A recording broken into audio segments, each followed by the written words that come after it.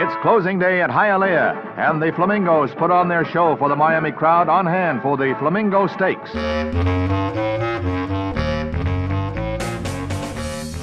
I'm Dennis Testa, and I'm the love doctor.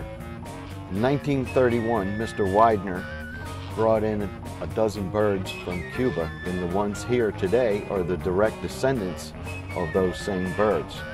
They started breeding in 1934, and the first eggs that we had seen here at the park was in 1936. I came to Hialeah Park when I was 7 years old in 1958. The original owner of the park, Mr. Morey, brought my dad down to be the general superintendent. We had an issue in 1983.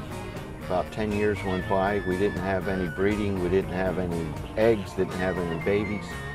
And that's when my dad and I started thinking about what could we do? Something had to be done.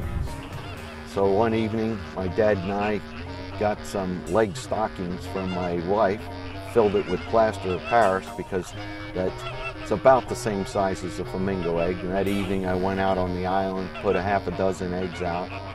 And a couple of weeks later, we noticed that the birds had started laying eggs.